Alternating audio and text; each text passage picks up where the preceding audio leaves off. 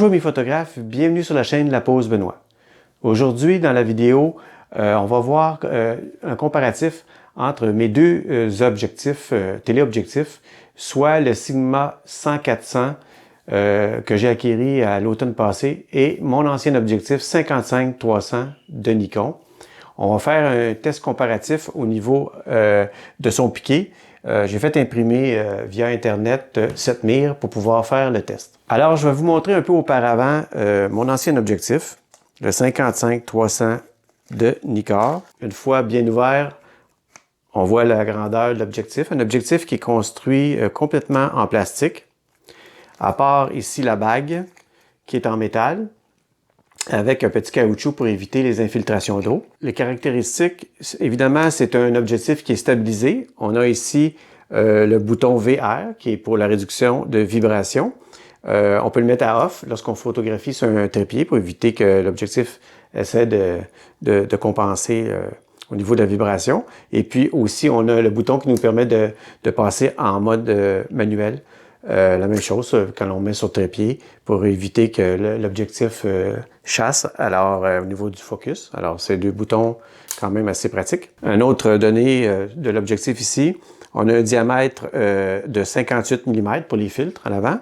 Et puis, la distance minimale au niveau de l'objectif pour la mise au point est de 1,4 m ou à peu près en pied, 5 pieds. Maintenant, je vous montre le bestiau, la nouvelle acquisition, le Sigma 100-400.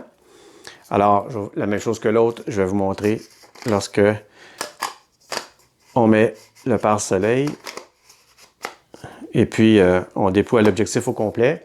Là, on voit que c'est un objectif plus conséquent, qui est plus grand et plus volumineux au niveau du diamètre, puisque le diamètre de filtre, c'est 67 mm comparativement à 58. On a ici une petite fenêtre qui nous donne les distances soit en pieds ou en mètres.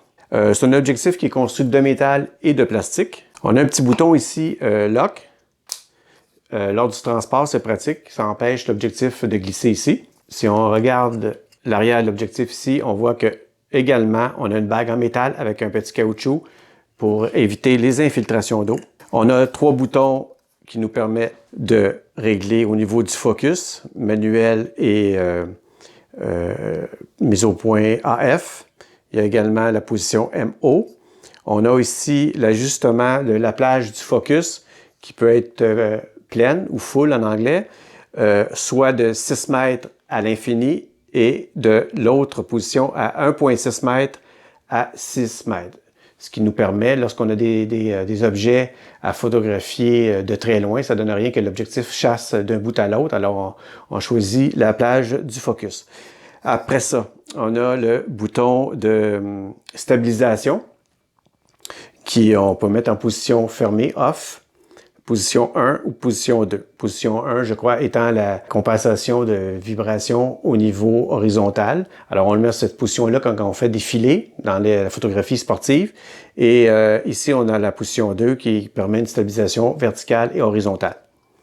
Et puis, on a un dernier bouton que moi, je n'utilise pas, mais qui vient lorsqu'on achète un accessoire de Sigma à part qui s'appelle le dock, qui vient se placer ici à l'arrière de l'objectif et se branche à l'ordinateur pour venir faire des réglages fins au niveau du focus, je crois. Cet objectif-là se détaille à peu près à 1000 $ et celui de Nikon à peu près à 500 $. Dernier petit point ici, Sigma n'a pas cru bon d'offrir, c'est-à-dire un collier pour l'objectif.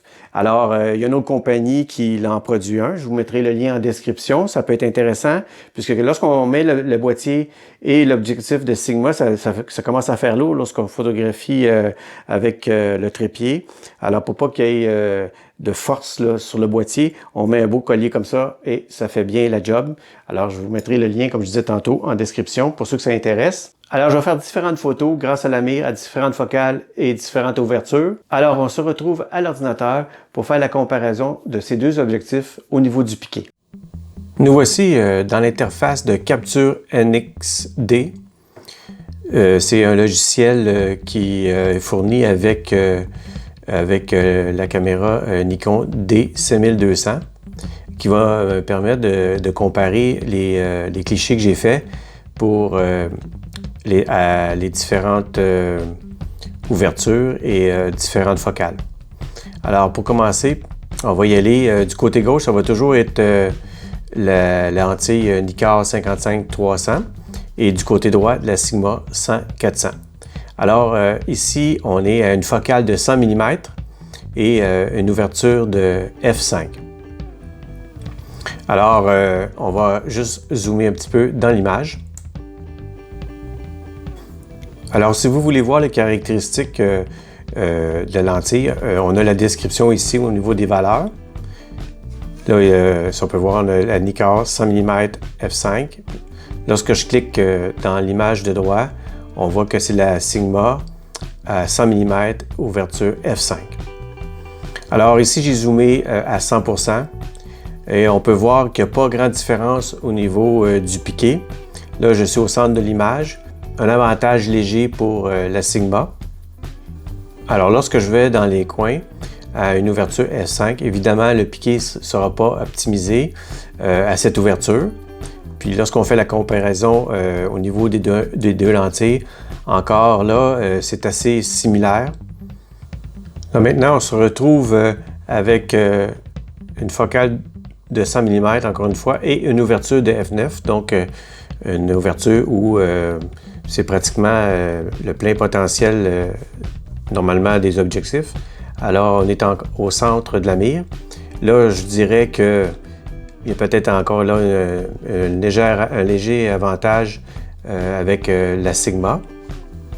Lorsque je vais dans les coins maintenant, disons que c'est assez similaire et encore une fois, peut-être un léger avantage au niveau de la Sigma. On est maintenant au centre de la cible avec toujours la focale 100 mm et une ouverture f16. Alors, en comparant, on voit que, encore une fois, légèrement la Sigma meilleur piqué comparativement à la Nikkor, mais pas par beaucoup, si on peut dire. On va aller voir maintenant dans les coins qu'est-ce que ça dit. Ici, en étant une ouverture F16, là, on commence à régresser au niveau, surtout on voit dans les coins un petit peu au niveau du piqué à cause de la diffraction. Alors, encore là, c'est assez équivalent, peut-être encore là, une petite supériorité au niveau du Sigma. Maintenant, on change de focale, on est à 200 mm, une ouverture de 5 pour la Nikkor puis 5.6 pour la Sigma. Alors ici, est-ce que la prise de vue avec la Sigma, il y a eu une vibration sur le trépied? Possible, mais ça me donne l'impression que cette fois-ci, la Nikkor au centre, à cette focale et à cette ouverture, semble un peu plus nette. Mais encore là, pas par beaucoup. On se déplace dans les coins. Alors, cette fois-là, on pourrait dire que si advenant le cas que la mise au point, il n'y a pas eu de vibration sur le trépied, qui ne devrait pas en théorie, là, mais là, cette fois-là, la Nikkor dans les coins est un petit peu plus nette à cette ouverture et à cette focale. Alors, un gain ici au niveau de la Nikkor. Toujours à la même focale, 200 mm. Maintenant, on est à une ouverture de f9. Alors, on va dire dans une ouverture optimale. Alors, le Sigma ici, sans contredit, au centre, a plus de netteté. Alors, on va voir maintenant dans les coins, qu'est-ce que ça dit. Alors, jusqu'à maintenant, ce que je m'aperçois, c'est qu'à f9, à la meilleure ouverture, le Sigma est constant et beaucoup plus, pas beaucoup plus, mais plus net au centre et dans les coins que la Nikkor. Toujours à 200 mm, maintenant à ouverture f16. Au centre, on voit que la Sigma est un petit peu plus piqué encore une fois. Évidemment, là, le piqué devient un petit peu plus mou dans les deux objectifs par rapport à f9. Et on va regarder qu'est-ce que ça donne dans les coins. Et dans les coins ici, on est vraiment kiff-kiff, très similaire. Alors maintenant, il nous reste la focale 300 mm pour faire la comparaison. Alors, comme je le disais, à 300 mm, ouverture 5.6. La Sigma, encore une fois, au centre est Au niveau de la netteté de l'image, c'est supérieur un peu. Alors, la réputation du Nikkor 55-300, on dit que le piqué à 300 mm, là, évidemment, on a une petite ouverture à f6, là, on va voir un petit peu plus loin que ça dit, mais ça vient beaucoup plus mou dans les coins. Et on peut le voir ici, là, il y a une plus grande différence entre la Nikkor et la Sigma. Ici, à l'ouverture f9, on est quand même assez similaire.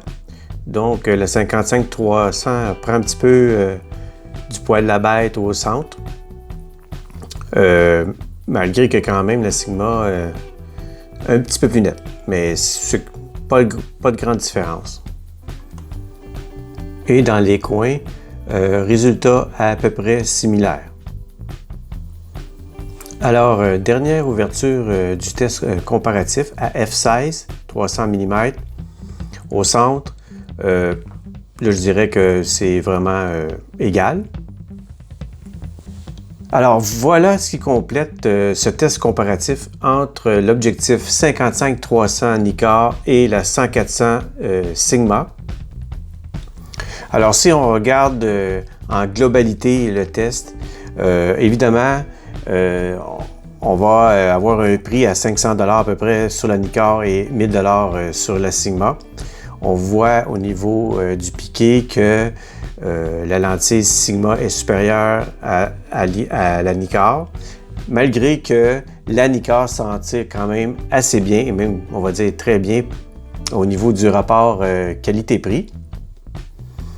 Et puis, évidemment, peut-être qu'un test sur le terrain, en faisant le même test, mais avec une photographie de paysage, par exemple, on pourrait peut-être voir une meilleure différence entre les deux objectifs, surtout peut-être sur les pourtours de la photographie où le piqué est supérieur au niveau de la Sigma. Alors j'espère que vous avez apprécié cette vidéo. Je vous remercie et on se dit à la prochaine fois.